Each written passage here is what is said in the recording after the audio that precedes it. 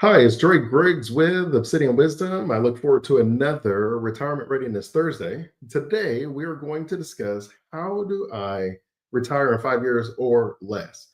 Now, this is one of those questions I think for most of us, it's probably fair to say we're not trying to retire that quickly. But if you were, I'm going to show you how you could build your case up. When you're looking at retiring, we're going to go over a few things. We're going to go a little bit deeper than the normal conversation, which is, hey, know what your number is, and and do this and do that, and kind of the traditional 5 years to retirement strategy. We're going to go a little bit deeper because I do think ultimately, when it comes to us making decisions, we all inherently know what we're supposed to do, right? We're supposed to put a certain amount of our money away, invest for the future, but somewhere along that path, things get a little dicey, and so I want to go a little bit deeper, and we'll go into that discussion today. The plan is to go over a few strategies where you can use one that makes the most sense for you. And we'll go over the numbers so you can see that it's very achievable.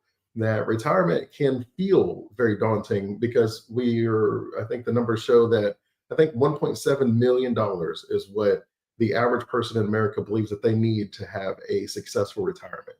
And I know where they get that number from, and we'll go through that as well, but I really want to explore the idea of leverage, and not leveraging in the sense that we're taking very risky bets, but we are leveraging in the sense that we are using our money in a very, I would say, effective approach, like a very efficient and decisive strategy. And so we'll go through a handful of these. I always forget. So we're supposed to say, hey, we are live. And so today is March 6th. And so I'm always supposed to mention the date so that way we know that I'm actually here. If you have any questions, you can place them in the comments, and I will go and I'll take a look at them when the moment works for us. So I'm going to share a whiteboard with you so I can go through how you would go about creating a retirement plan that would be a 5-year retirement plan for you. Okay. We'll put that on the screen, add to the stage. There we go. All right. So ultimately, when you are building your retirement plan, you guys know that I'm big on the idea of having multiple streams of income. And one of the things that it's important to understand before we even get started is really to recognize that we have a fear of losing. We have fear of running out of money. We have a fear of investing and not getting a return back. And sometimes that fear can keep us from achieving our goal, that our money has to work for us to stop working. And we have to put our money in places that could expose us to some risk. But if we have an understanding of wisdom of what's going on, then it means we're not really risking it. It's just that we understand the process. We know how the movie ends, is the way I always tell my kids.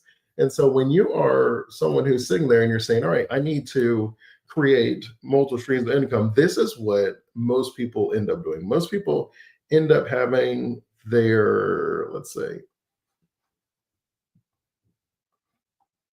right. So most people have their job, and then they invest that stream of income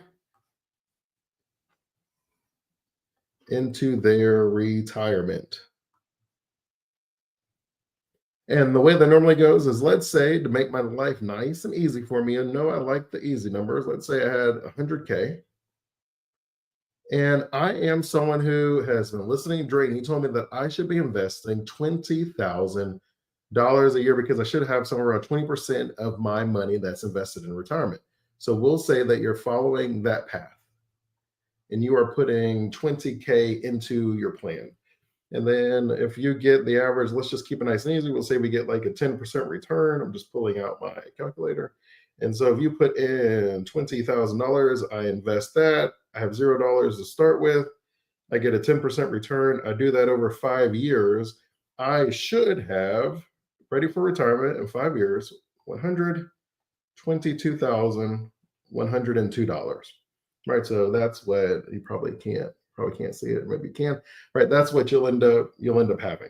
And so now you're sitting there, you're saying, is $122,000 enough for me in retirement? If I started today and I wanted to retire in 5 years, and if you follow different strategies, we can see what makes the most sense. The average person is going to do something that we would call the 4% rule. And all the 4% rule is saying I live off of 4% of whatever the amount of money I have. And then my investments are going to be relatively safe. So I know I'm going to get 4% with that. And ultimately, what that means is I'm not going to run out of money, right? Like that's basically what it is. I'm not going to run out of money in retirement because I'm only taking out 4%. It's generating at least 4%, so I should have it. Well, what is 4% of $122,000? That is about $5,000, right? So about $4,884. So it's about $5,000. So if you have $5,000 a year, is that enough? And we would say probably not. Right? We would say probably not. Which is why you always hear me say that's important for you to have access to at least three streams of income.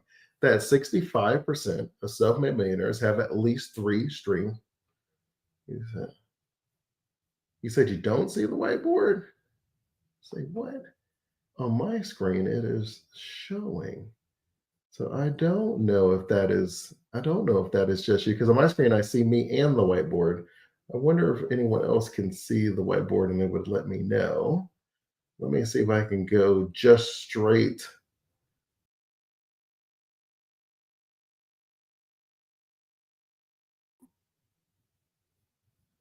Yeah, I'm not sure. Hoping that you can actually see me. I wish someone can leave on my screen. I'm showing both of them, and so I'm hoping that it's just you that can't see it, and it's maybe on like a side screen, or you can scroll down or something like that.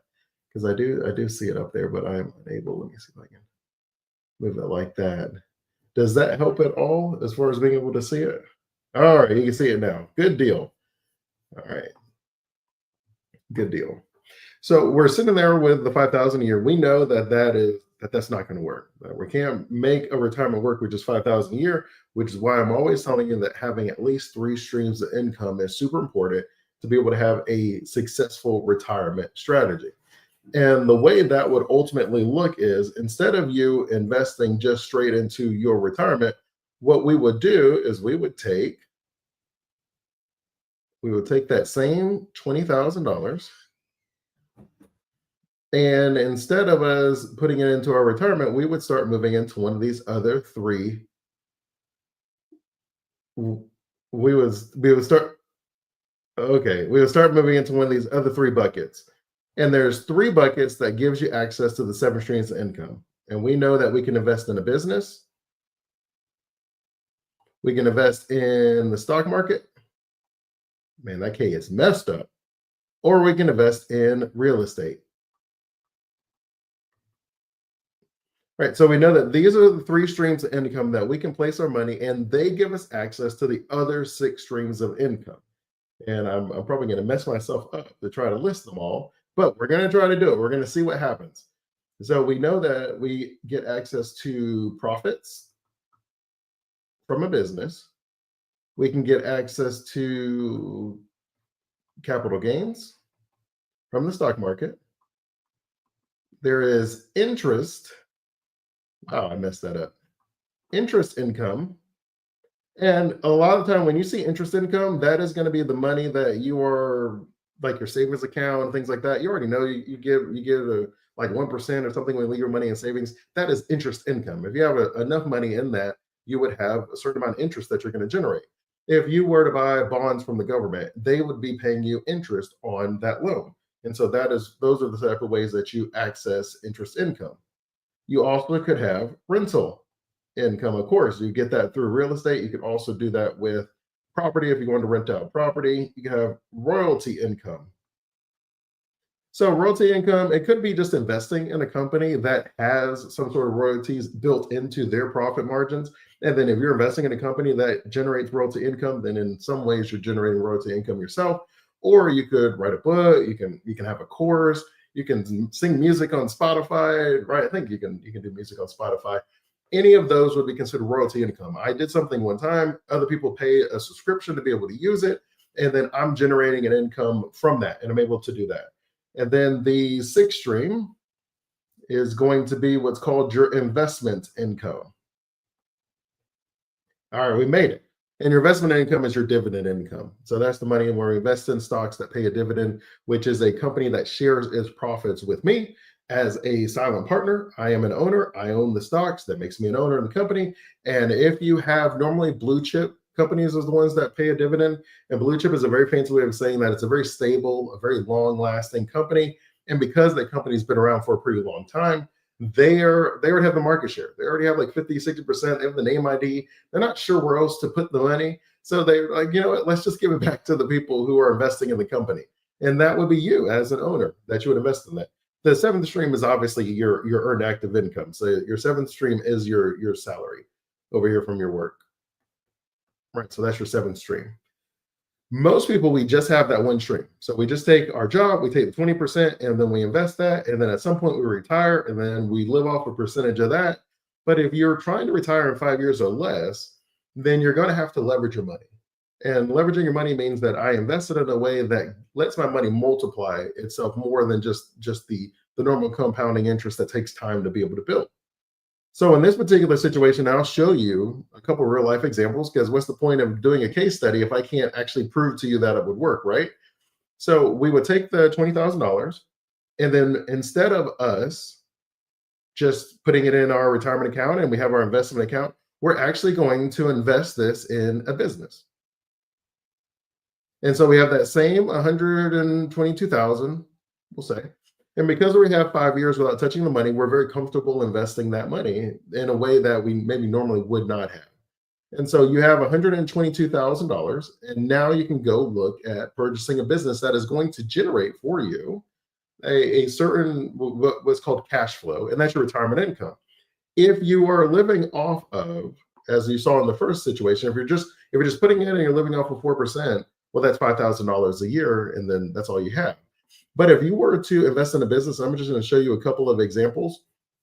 And so I went to bizbuysell.com. So hopefully you can see that on the screen. And this is going to be a couple of examples, nothing too crazy. The only filter I put on is $100,000 because that's what I have. And then we're just going to scroll through. So you can see this is right. If you're not interested in actively working, but we're just going to scroll through just so that you have an idea of leveraging your money. So if you had $100,000, you know, if it's just invested in the stock market, you would have $5,000 a year. That would be your 4% rule. But if you bought this pool route, I'm not saying you want to work a pool route. I'm not saying that. I'm just simply saying that there's a pool route. This person says that in his business, he generates $85,000 every single year from his pool route. He says that he has 59 accounts. So there's 59 houses that he goes to. And he says that he's selling it for $86,700. So he's basically selling it almost a one for one. Almost a one for one. You put in $86,000, you generate $85,000 the first year. Now, of course, you have to build in what Warren Buffett and others call your margin of safety. A very fancy way of saying we cannot assume that just because someone told us that this is an awesome situation, that it has to be as awesome as they describe. So we would say, all right, what if it's only half? Like it's not all the way, maybe it's half as possible. And so we would say, okay, if it's just half, then I'm still putting in $87,000 and I'm still receiving $44,000 that first year, which is a lot more than the $5,000 I received just from having the 20% that's invested, and I'm living off $5,000. So 5,000 versus 45,000. And then you can kind of keep going where you're like, you know what? That's cool, Dre. I can appreciate the money, but I'm not sure I want to be cleaning pools. So that's fine. And I can appreciate that as well. There are different ones. And then I normally go through these and you have to look for some good ones. So there's vending machines. I'm never really a big fan of those. And then you just kind of keep scrolling. Security management, not for me. But you can sort of see that there's these different companies available for about $100,000. You can see this jewelry business. This is a leverage play where you have a 3-to-1. Again, we don't know if it's true. It's a premium jewelry store. It says $100,000. It generates $300,000 a year is what they said. And so I'm in Florida, so that's why I just had the filter on Florida. So this is Ocala. It's about two hours south from me, about an hour and a half actually. And then so they're saying, look, we get about $2.5 million worth of jewelry and inventory. The rent's about $1,500. The FF&E, that's like your furniture and fixtures and equipment. So that's $100,000. They say to make it look like this. And then the cash flow is $300,000, asking $100,000. Most likely, you'll find that there's some fine print here, and you'll see that maybe you have to pay for the jewelry and the equipment separate. This is just buying the business, but you have to pay for the inventory. Very common that if someone sells a business, they're not including the inventory in the sale. Like I'm selling you my business, my book of business, my clientele, my name, where everybody knows us and loves us, but I'm not selling you the actual inventory. So you most likely are not going to be, you're probably going to have to pay something towards this. So it may not be this 100,000, it's probably closer to 2.5 million. But we still see the overall arching idea is that I'm able to take $100,000 that the stock market was going to give me 5%, but I'm actually able to leverage it in a way where if I invest in a business that I'm interested in, and I'm able to generate almost half, if not a full return on my investment. You ultimately have to decide how active you want to be in a business and when you're making this ultimate decision of whether you want to do this or not. And the reason that's important, and one that I'm often very cautious when I'm talking to people of, is a lot of people though they'll say like why they're selling the business, because obviously you would care, and they would say something like, it says age and health concern of the owner, right? So if you saw the age and health concern of the owner, that would be a tell for me that if I was trying to buy a business that I wanted it to be 100% passive, where I didn't have to show up and work each day, that this probably isn't that. Because if this person was having, like I want to retire is basically what they're saying. So if this person wants to retire, it is unlikely that they would sell the business if they thought it could be a business that would generate income while they're retired. So they must feel that this works by being actively working. Even though they have 2 employees, I would not be surprised if they were one of them. But this is the type of things that you would look at as far as just being creative. You got 5 years. You can invest for 5 years in the stock market, generate an extra $22,000 with about a 10% average return. And then you're able to take that money and then purchase a business. Now, if you want to get really creative, you could go, and we'll go back to our whiteboard, where if you want to get really creative, what you could do is you can actually do what we would call like splitting it. So instead of you putting all of it into the business, maybe you look at a business and you're like, yeah, I think I'll choose a business that's like 50,000, and then I'm going to put the other 50,000 at like 60,000. So we have the 122. So I'm going to go and start looking at real estate. So I put like 50K over here, and then I may just put 50K over here. So remember, this started by us putting the money in the stock market. It generated us $22,000 over 5 years with about a 10% average return. I now am already taking my active income, that was one stream, and then the capital gains for my stocks when I sell them, that's my second stream. If I invested in a business, that'd be my third stream, or if I invested in real estate and have rental income, that'd be my third stream. Or if I invested in the stock market in interest income, or if I invested in investment income, which is dividends, that would then be my third and or fourth stream. And you can see that when I have my money investing and my money's working, it gives me a little bit more freedom when I'm deciding to retire. So when you're looking at real estate is also one of those investments that gives you the ability to leverage your money. And when I say leverage, what I mean is let's kind of walk this back. So instead of us putting the $122,000 in the business, let's actually put the entire 122 into real estate. And real estate gives you an interesting leverage. And the way it works is you're actually able to purchase a property for 20% down.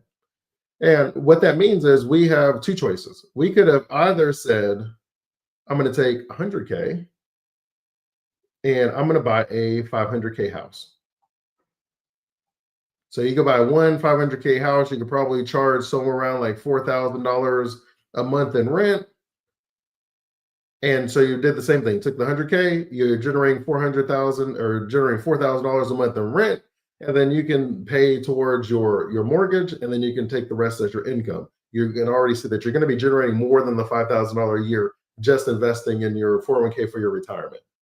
But what you could also do, and what I've learned, and someone that I know that loves dealing with real estate, what he ended up telling me, and let me erase this for you, is he basically said, and I don't know if he still does it this way because he's grown his business a lot, but he basically said what he found is if you buy a home, that people have a floor of what they expect to pay in rent.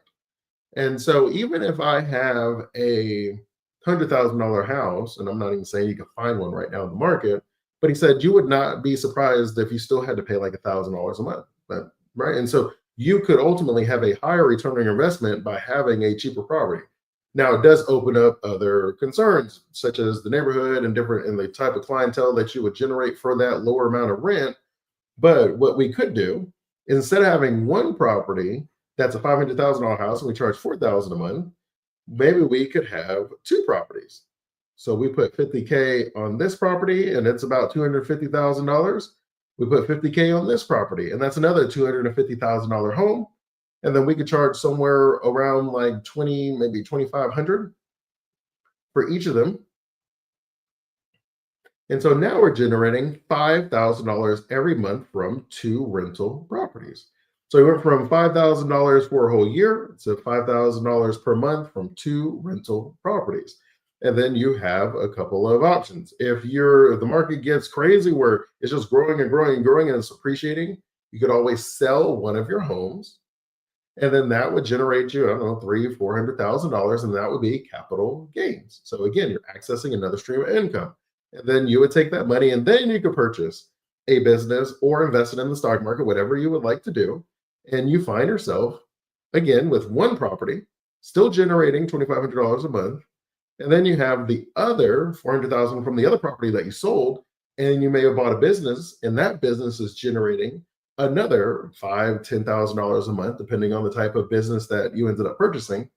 Or if you were like, Dre, I don't really feel like working and operating a business. I would like to keep it kind of passive. Then you can take that money and invest in the stock market. And now you're able to diversify your portfolio where you're not looking at any one stream of income. You're looking at all the streams of income.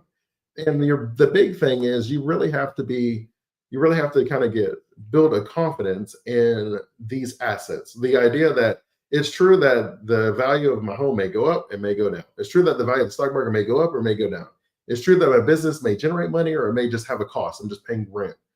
But we ultimately have to build a comfort, a level of understanding that it's okay. That if I have a plan, if I understand why I purchased these, then it gives me a pretty good opportunity. Now, in the comments, if there is a stream of income that you would like, because the big thing I want to take away is you don't have to have all of these streams. You don't need to have all 7 of them. 65% of self-made millionaires have at least 3 of them.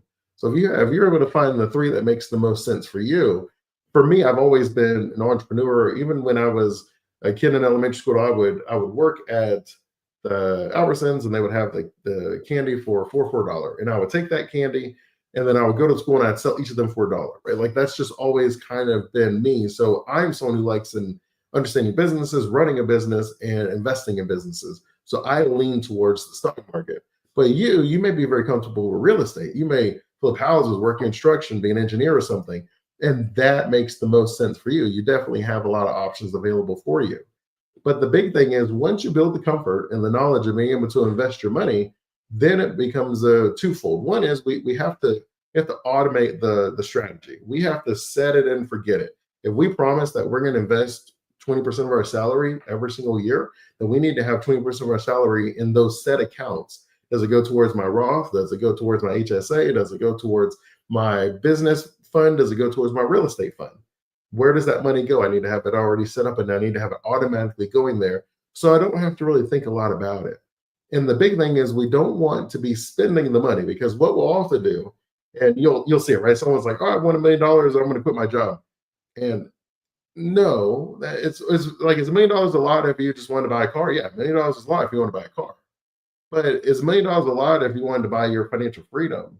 And it's not worth as much. So for me, the way we spend our money, it always dictates how much money I need. Like what is considered a lot.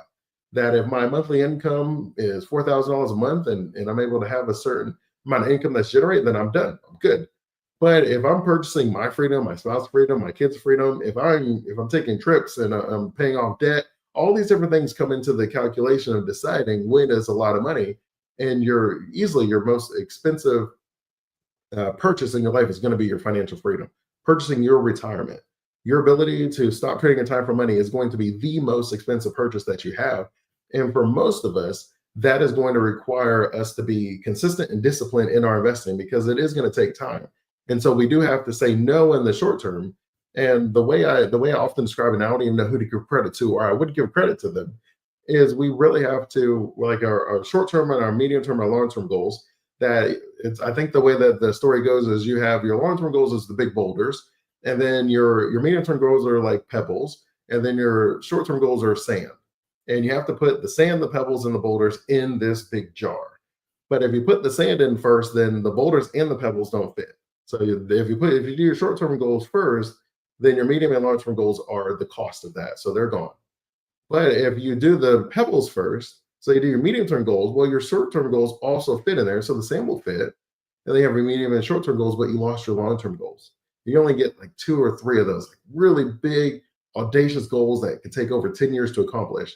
You only get a couple of those. Well, if I put the boulders in first, right? If I allow my long term goals to decide how I handle my medium and how I handle my short term, well, then it gives me ability to fit everything. I put the boulders in first, and then you put the pebbles in second. The pebbles fit in the crevices of the boulders, and then the sand fits in crevices of the boulders and the pebbles. And now all of your goals, all of your life goals are accomplished. And that we have to be very mindful when we're making those decisions ultimately. And so we then when you're really going to finish it up, as far as my 5 year plan, normally we'll say we have to know how much money we need to have for our retirement. And we look at all of our income streams, look at our social security. We have to normally look at our debt. How much does my expenses cost to maintain my lifestyle?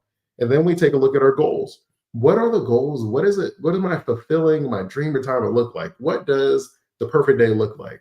Right. And the question that I normally ask people, and you can share it in the comment, if there was the magic wand that was waved, and you could make any decision you want, and the money was not a consideration, what would you decide to do with your time? And for most people, we really are like, oh, well, if I don't think about time, then I would travel, I'd volunteer, I'd give, I'd do all these amazing things with my family, all these things. And so that is where I say, okay, what would that actually cost us? And let's purchase those things, because it's true that everything has ultimately a cost to it, but it's a lot cheaper than most people think. It's a lot more affordable than most people think. And so we want to be able to take the time to be able to set that up so we can achieve our goal.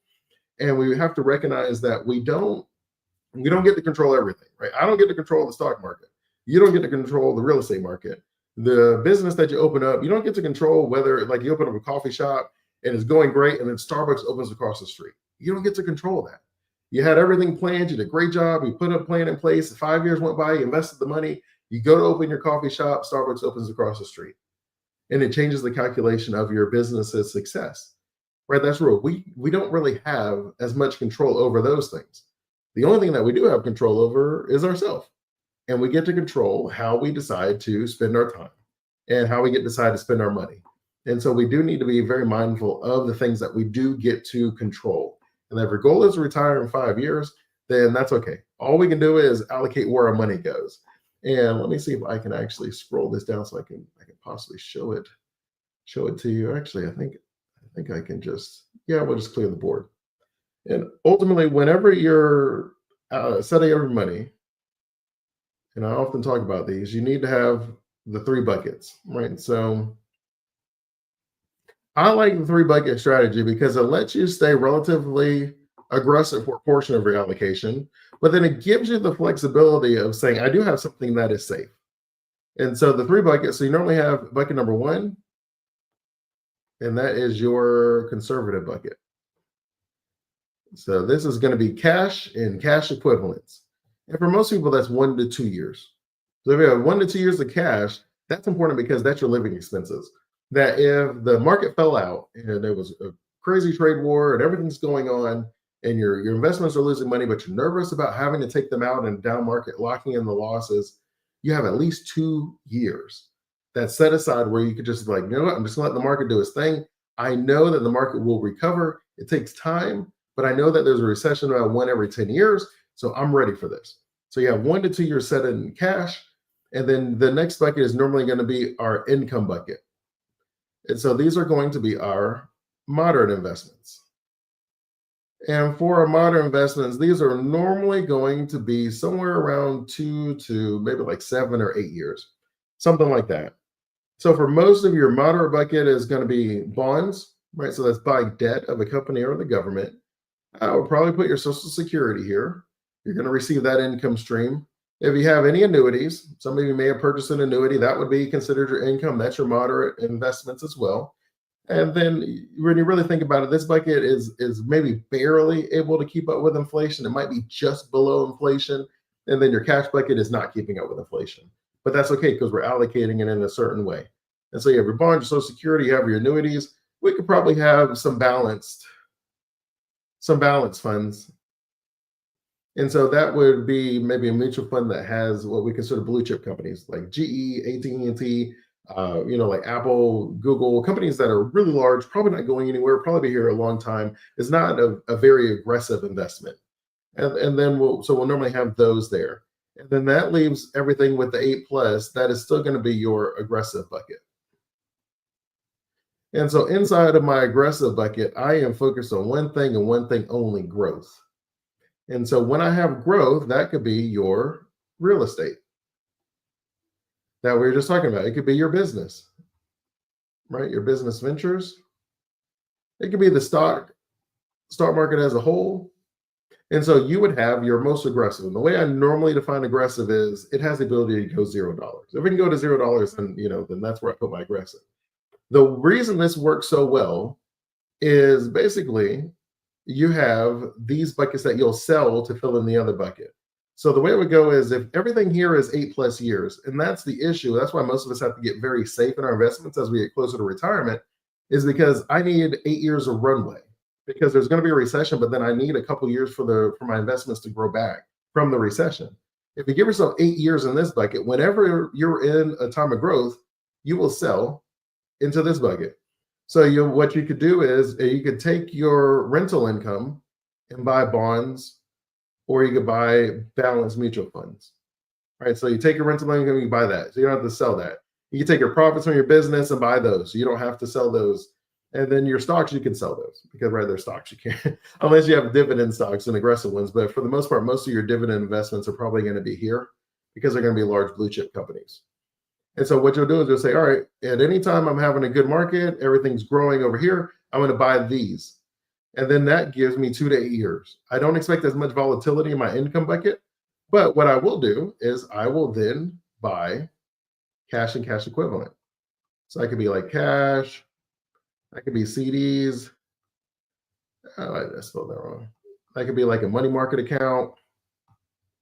So you would take your bond, your annuity, your balance funds, and periodically you would buy these. So you can see what I'm doing is whenever the market is good and this is performing very well, I sell my profits to buy my moderate bucket. Whenever my moderate bucket is doing okay, and then as I'm spending my 1 to 2 years of living expenses, I will periodically buy it again. So my living expenses is, right, you already know, I like to make my math easy. My living expenses is $100,000 a year. So I have $200,000 in the account. When I spend the first $100,000, I might sell $100,000 in bonds to be able to purchase that $100,000 again in my cash and CDs. So that went back to my $200,000, and that lets you slowly lock in your gains. So now I'm locking in my gains from my real estate.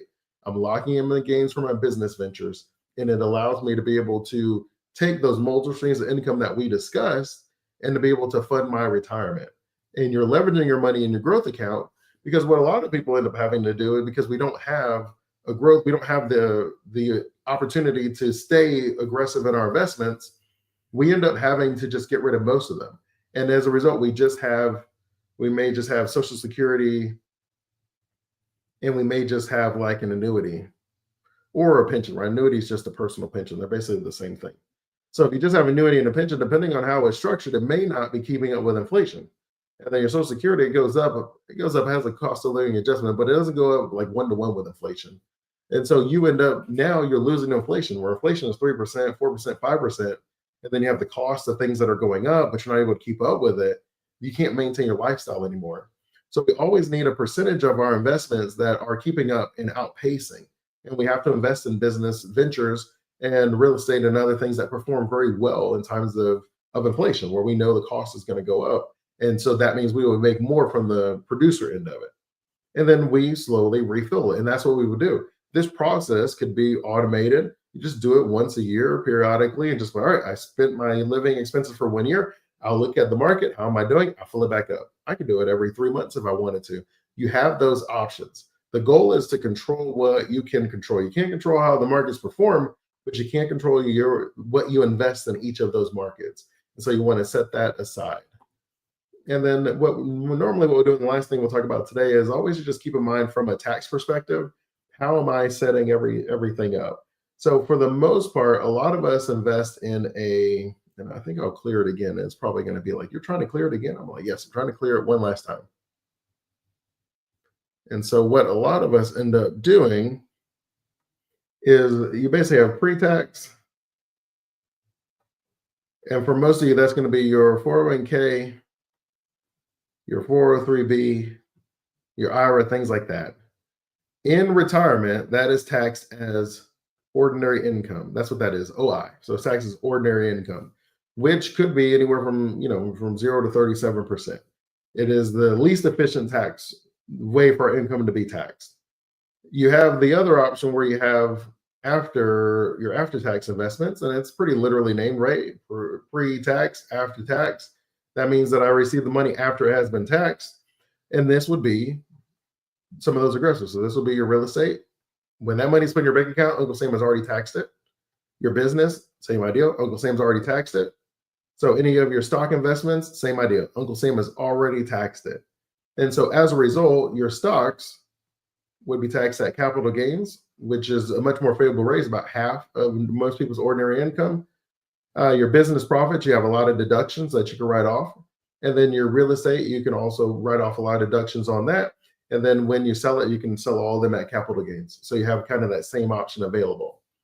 And then the very last bucket is our tax-free. Why not, right? I put the money, if I pay taxes once, then that would be like your Roth. I already pay taxes once. It's when I have the tax money, I put it in a Roth. Now I take the money out tax-free in retirement. And so I have that tax-free income. You have your HSA, which is a triple tax benefit. I put the money in. You have to have a high deductible plan at your employer, but you put the money in tax deductible. It grows tax deferred. It comes out tax-free, as long as you spend it on healthcare expenses. So you have that going for you as well, which is pretty nice. And so you could go and start building some of these. You have municipal bonds.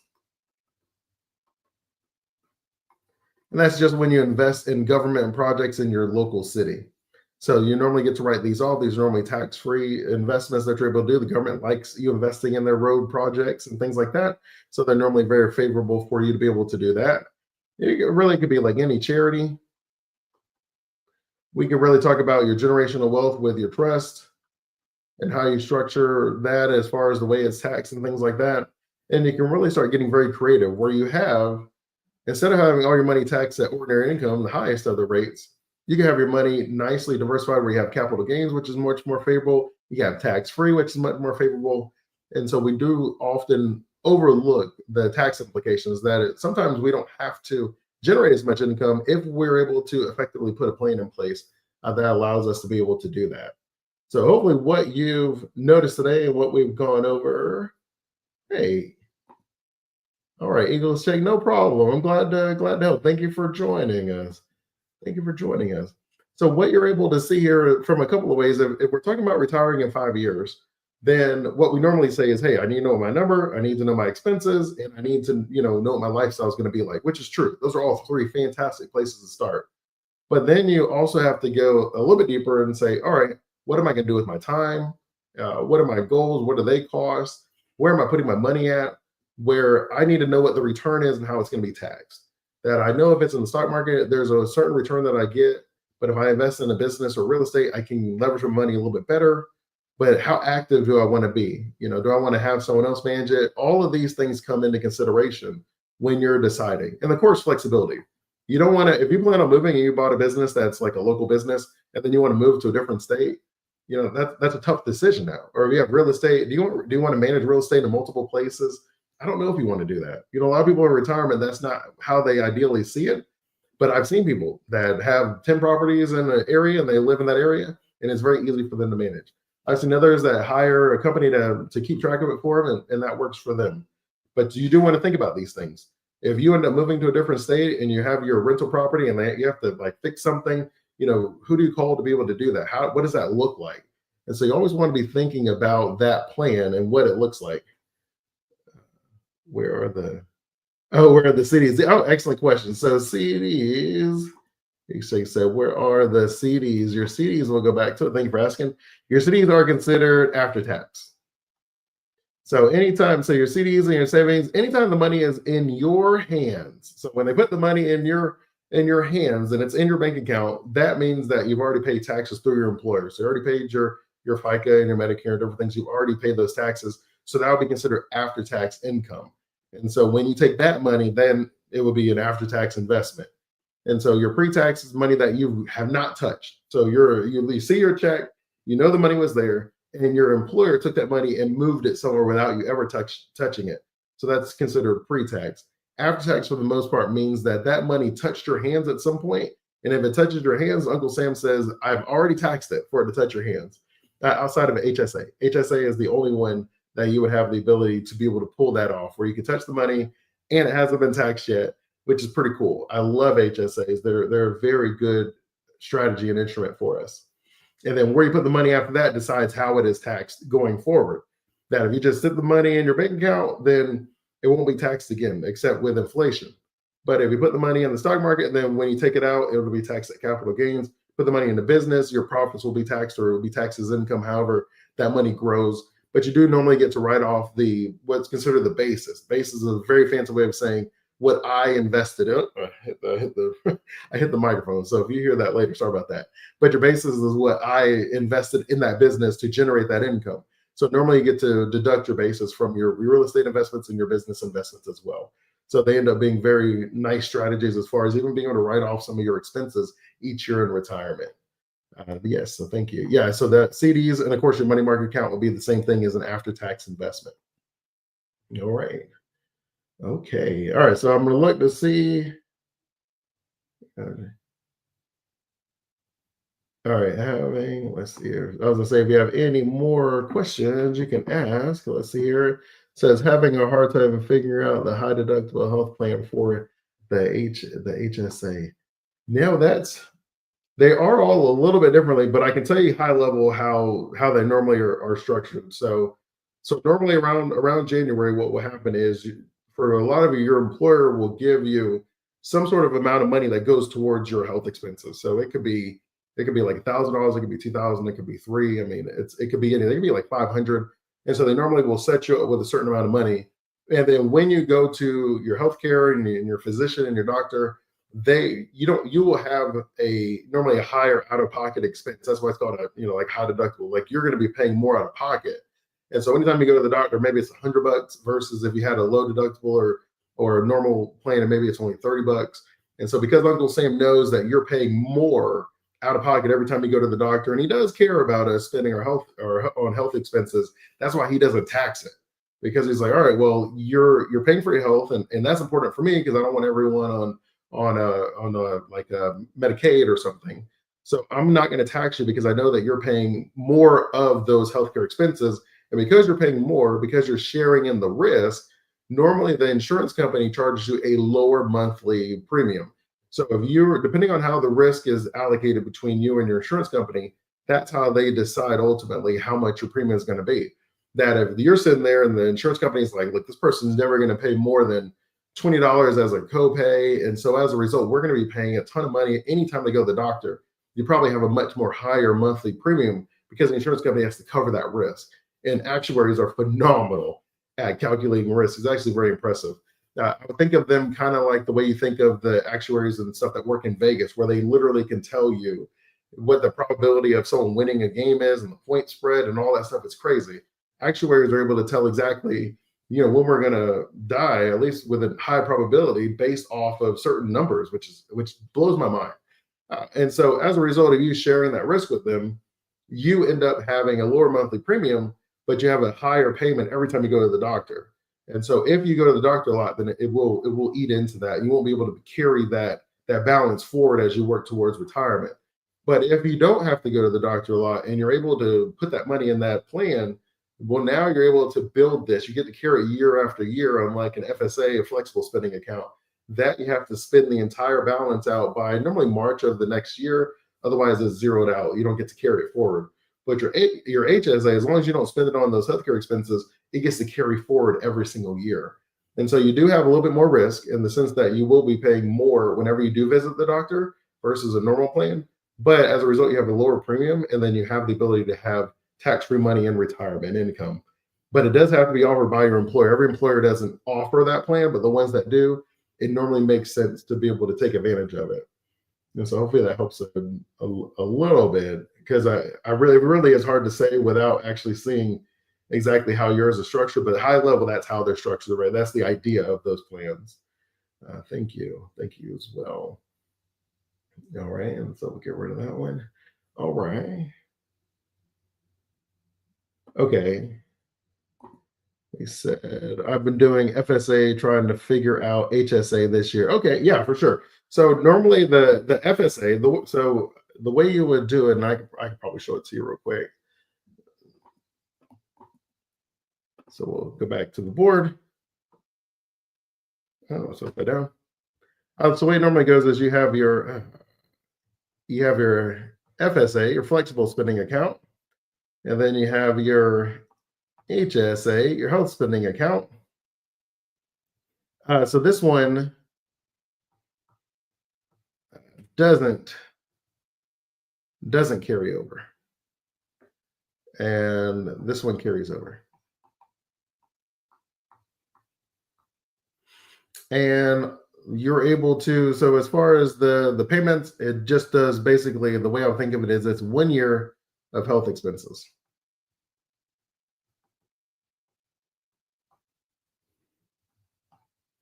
And this one you can keep putting it in, and you can spend it all the way into retirement.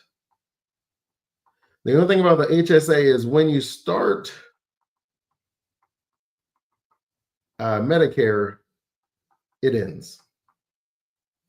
When I say it ends, it means that you can't put money inside of it anymore. Once you start Medicare, you can't put money inside of a HSA. You cannot contribute money to your HSA anymore. It's set, whatever the amount is. The way that I have seen it done, and it may work for you, is if you have the income to be able to put money in both, what we would normally do is we would spend. So normally what we do is you would spend your FSA first,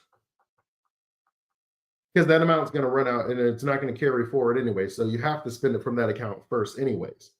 And then that ideally lets you just put money in the HSA for retirement, for your retirement expenses, right? So that's normally how that would end up working. Now, of course, if something happens and you end up spending all of your FSA and then you have to use your HSA, of course, you use your HSA.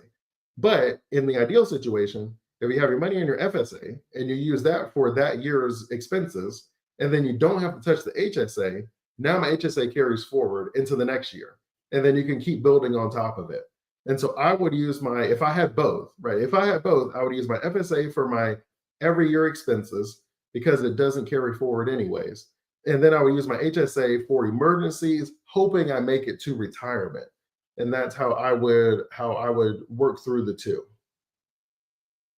And so that will, yeah. So and that might work for you. And that's because one doesn't last the whole time. That's normally going to be the approach that I would take.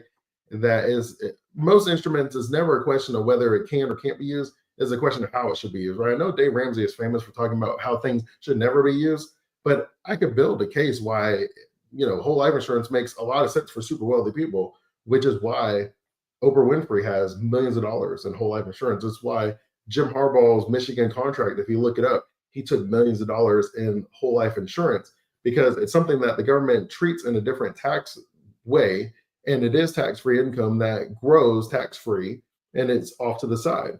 Now, it probably doesn't make sense for the average person as far as the way it's designed and the fees and things like that.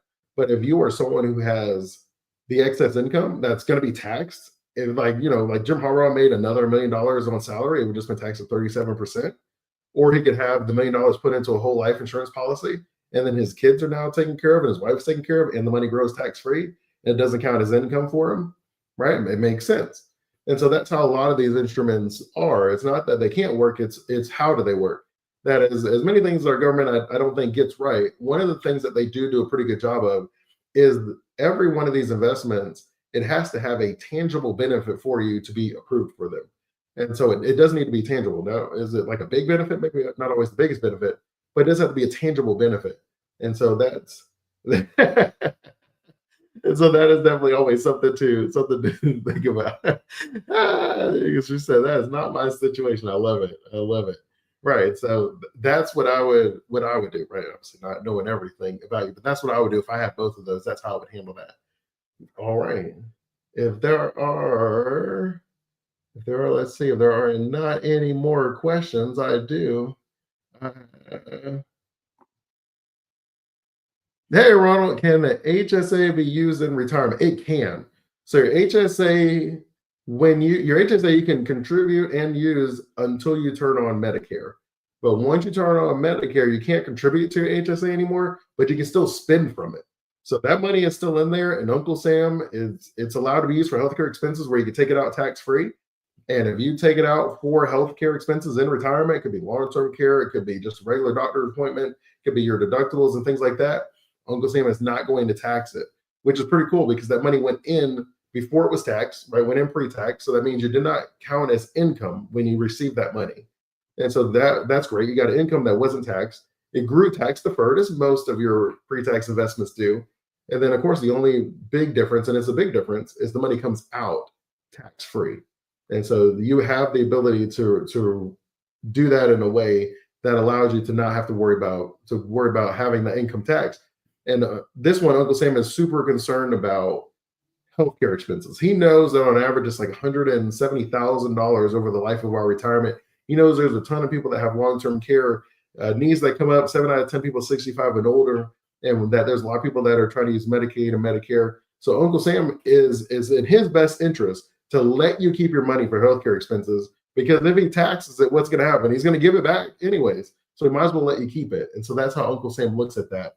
And so that's why it's one of the few things. It's almost the same with like college, right? I put the money in a 529 plan. That money grows. I use it, your kid uses it for college, and that money is taken out and is tax free because it's used for college. Uncle Sam assumes that if I have a society of people who are college educated, they have really good jobs, they're making good money, contributing to society, and they're paying taxes. So Uncle Sam said, sure, I will let you invest in your future. Because if you're making more, then I assume you're going to be a better citizen. You're going to be able to have a better property, pay property taxes, gas taxes, sales taxes. You'll be paying taxes all over the place. So in Uncle Sam's mind, he's like, sure, I'll let you pay for college without it being taxed. I assume that I'm going to get the return on that investment tenfold. And so Uncle Sam does. That's how he ends up trying to work that magic. So excellent question. And as always, hey, it's always good to see you, Ronald. I do appreciate you. Let's see. Yeah, so HSA is starting to look like another vehicle for a long-term point. It is. It is. Obviously, you have to be healthy in the short term. I'm not saying to not use it when you have a healthcare expense that comes up in the years leading up to your retirement. But if you are able to invest in it, I believe it's currently set at, and I'm very close, I'm within a couple $100, but it's currently set at, for an individual, it's like $4,100 you can put in it in a year. And for a family, you can put about $8,200 in it every single year. And so it does index up. And so you have that option where you put $40,000, set it aside, and then you can have that each year going towards your retirement. That if you were able to do that over a span of 10 years and you have like $40,000, you can almost have, and then obviously it grows, so you have the growth of that as well. You're setting yourself up where you don't even have to worry about whether you need long-term care insurance, because you have it covered. You're self-funding it, which is definitely a pretty cool option. All right. All right. I do appreciate everyone's time. I'm thankful for your time together. Next Thursday on our Retirement Readiness Thursdays, we are going to build a tax-free plan. I'm excited for it. And we'll go through a bunch of tax-free vehicles that are available and how we can structure them together. I'm thankful for your time. I do appreciate you. If you found value in it, go ahead and like and subscribe. Until next time, stay safe and enjoy life.